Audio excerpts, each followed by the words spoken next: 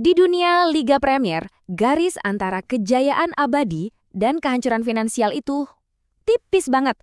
Taruhannya miliaran, dan satu musim yang salah aja bisa menghancurkan warisan yang udah dibangun puluhan tahun. Pernah kepikiran nggak, di zaman sekarang di mana klub bola itu udah kayak perusahaan global bernilai miliaran, apa mungkin sebuah raksasa bisa bener-bener runtuh? Nah, pertanyaan yang kayaknya mustahil ini justru jadi inti dari pembahasan kita hari ini. Coba dibayangin. Tottenham Hotspurs punya stadion super mega seharga 1 miliar pounds, tapi sekarang posisinya cuma 1 poin di atas zona degradasi. Sesuatu yang tadinya nggak kepikiran sama sekali, sekarang jadi kemungkinan yang bikin merinding. Ketakutan akan keruntuhan total ini sebenarnya bukan hal baru loh. Di sepak bola Inggris, ketakutan ini bahkan punya nama. Semacam legenda peringatan yang selalu menghantui setiap direksi klub yang ambisius. Istilahnya itu doing a Leeds atau mengalami nasib seperti Leeds. Istilah ini muncul setelah kejatuhan dramatis Leeds United di awal tahun 2000-an. Dulu mereka tim kuat banget, bahkan sampai semifinal Liga Champions. Tapi mereka terlalu berani berjudi dan akhirnya kalah telak. Jadilah frasa ini semacam pengingat buat semua orang. Dan kehancuran mereka itu cepet banget loh, bayangin. Dalam 6 tahun, mereka dari semifinalis Eropa anjlok ke kasta ketiga. Kenapa bisa? Ya karena mereka numpuk utang lebih dari 100 juta pound, mikirnya kesuksesan di Eropa bakal jalan terus. Begitu gagal, ya udah, semuanya runtuh berantakan. Kutipan ini benar-benar pas banget buat gambarin warisan kehancuran Leeds. Cerita mereka itu bukan cuma soal sepak bola, tapi udah jadi studi kasus bisnis tentang gimana ambisi yang nggak diimbangi kehati-hatian finansial bisa jadi bencana. Dan ini peringatan yang masih relevan banget sampai sekarang. Oke, jadi apa artinya ini semua buat Tottenham sekarang? Yuk, kita bedah bencana finansial spesifik yang bisa terjadi kalau mereka sampai degradasi. 261 juta pound. Ya, Anda nggak salah dengar. Menurut analisis BBC Sport, segitulah potensi pendapatan Spurs yang bakal hilang kalau mereka terdegradasi. Ini angka yang luar biasa besar, yang bisa melumpuhkan klub manapun. Pukulan terbesarnya itu datang dari duit siaran TV. Klub bakal kehilangan akses ke kontrak siaran Liga Premier yang domestik maupun internasional yang nilainya gede banget. Ini bukan sekedar penurunan pendapatan ya, tapi udah kayak jatuh ke jurang finansial. Dan kerugiannya nggak berhenti di situ. Pendapatan dari tiket pertandingan yang jadi sumber pemasukan besar buat Spurs bakal anjlok.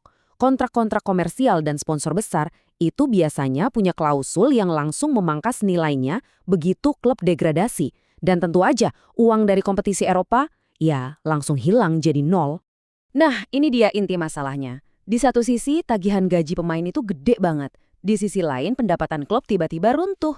Emang sih biasanya ada klausul kontrak pintar yang bisa motong gaji pemain sampai 50%. Tapi tetap aja, tekanan antara biaya yang tinggi dan pendapatan yang anjlok itu luar biasa besar. Tapi, kegagalan finansial itu nggak cuma soal angka-angka di laporan keuangan. Ini juga soal orang. Dan konsekuensi terbesarnya seringkali terasa di lapangan, terutama buat para pemain bintang.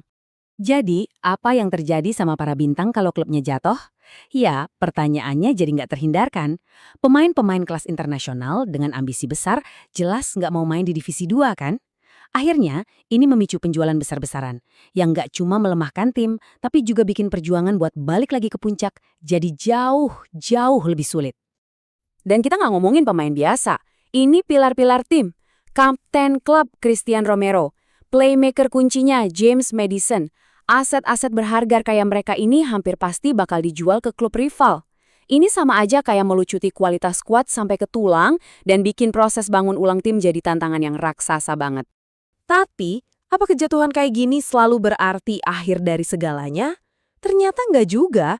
Kisah Sunderland AFC ini ngasih sedikit harapan.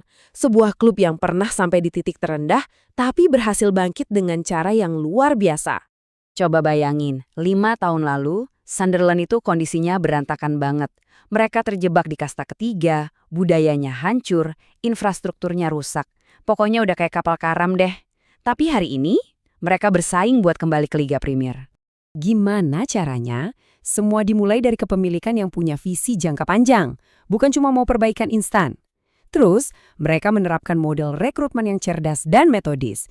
Dan yang paling penting, mereka bangun lagi budaya klub dari nol, investasi di fasilitas dan juga orang-orangnya.